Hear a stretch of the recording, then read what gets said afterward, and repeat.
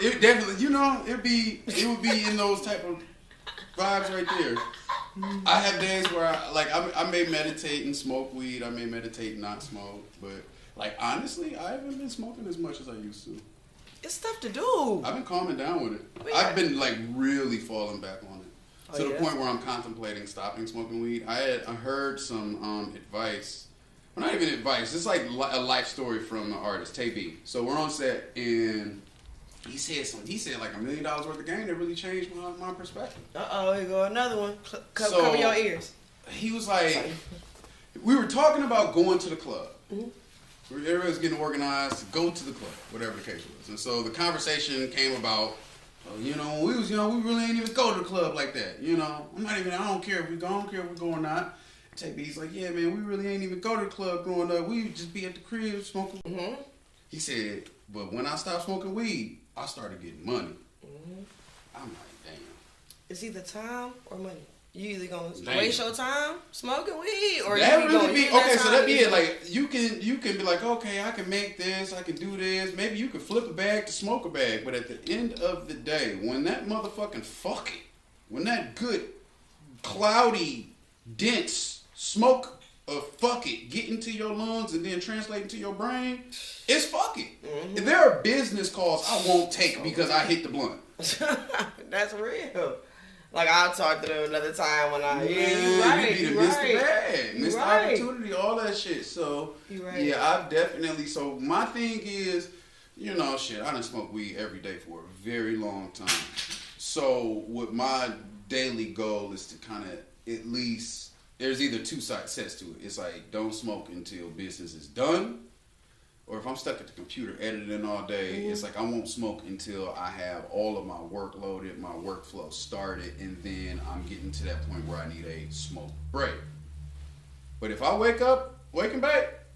You said you're not even about to work today. I had an uncle in Northern California. I had an uncle up in Northern California. He grew 50 bowls twice a year, right south of Humboldt County. This man had the green thumb. We would get up there and we would trim weed for 4 months at a time. And every time he'd come out and we would already have some weed rolled up and shit, he'd be like, I guess we're going to fuck our day up today. Fuck it today. And he hit the blunt and it's really fuck it today. We'd sit there and trim some weed, but there wouldn't be anything, there wouldn't be any initiative taken. The extra shit wouldn't get done. The extra tasks, the needle just moves so much slower when you incapacitate yourself, when you sedate yourself. For real. So people need to hear that. We need to hear more of that because they glorify that. They glorify it. Then they got the lean out. It's crazy. You can't even stay. How you drinking 8 lines and staying up? You can't even stay up for 8 hours off 8 lines. So like they just got us like trying to keep. Well, not us. They got some people trying to keep up with, like, what people say they doing. They not doing this, man. They saying they doing it as entertainment, but don't mess your life up and your time up trying to keep up with these people, man. You gotta throttle those influences. It's tough, though. It's tough because all of this programming, from the TV to the music, you really have to mind what you are ingesting because you are what you eat. You right? I'm done. You feel me? Like... Okay, so let's have some fun and talk conspiracy theory, right? My favorite part. So there was a certain point where the U.S. government made weed illegal. Mm-hmm. I personally think there's a lot of different reasons to it. Like the racism thing was always a thing. Mm-hmm. But how about the side of like they kind of didn't want a fucking lazy ass society. They want a lazy, debilitated, sedated society because they needed that battery in our back. We had that labor. We had the labor. We had to build. We had to physically build this bitch out. Mm-hmm. Now, it's cool to legalize this shit because they kind of need us to slow the fuck down. Right. We are getting beyond ourselves. We think too much. We got too much time on our hand, and we got to the point where we all want to be entrepreneurs now. We all got LLCs. Man, so please go smoke the weed. Please go slow the fuck down. If I was the U.S. government, I would give out free weed to everybody all the fucking time. Slow it down. Don't get too smart. Man. Don't think too much. Don't want to do too much. Take some fuck it. Right. They need to change the name of that shit. Dog, change the name of weed to fuck it. For real. Why ain't nobody get no fucking pack? Dog, fuck it pack. Roll it up and fuck it real quick. Right. Because that's what it is. And so this is it. Like, freedom is not free. It comes at the price of discipline. If you are not disciplined in your habits, you are a slave to your habits. No, Therefore, really? you are not free because you cannot use your last $20 to go buy Subway. You have to now use your last $20 to go buy Kush.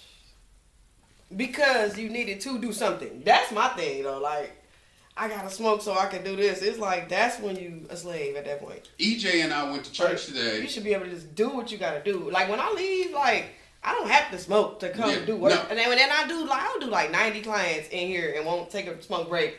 I wait until like my client don't even know I smoke. You're rewarding yourself. Yeah, like I'm not doing that. I'm about to be in here and doing this, and then when I leave here, that's when I'll do my little personal time because that's when I can say fuck. You know what I'm saying? It's exactly. Cool. But that's when you've earned the right to say fuck it. You've had discipline for a certain amount of time. Exactly. Now listen, you are the business owner. Mm-hmm. You can tell your client, look here, I'm about to go outside real quick. I got to take an emergency phone call. You can have a blunt already rolled up. I don't even want to smell like it. I don't even want them. People don't respect you. No, a certain as they would respect you if you came in smelling like perfume as a businesswoman. You don't walk in smelling like weed as a businesswoman. They gonna treat you like, oh, okay.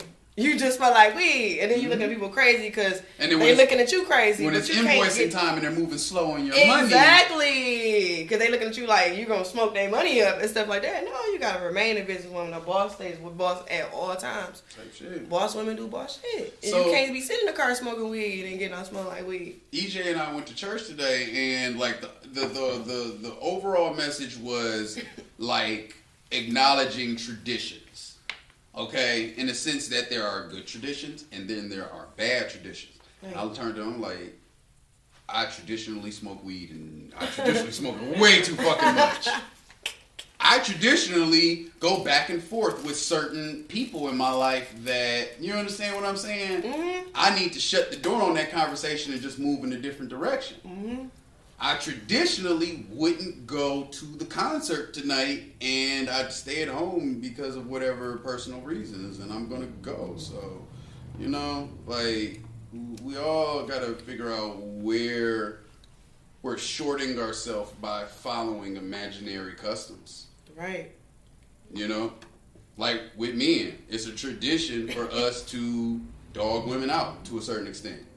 That's a pretty bad tradition.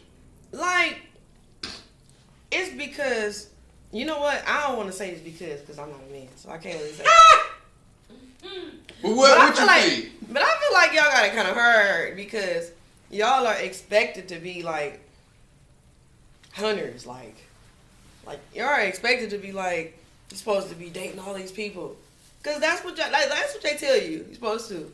But I think life is a book, so like each level in your life is like a chapter.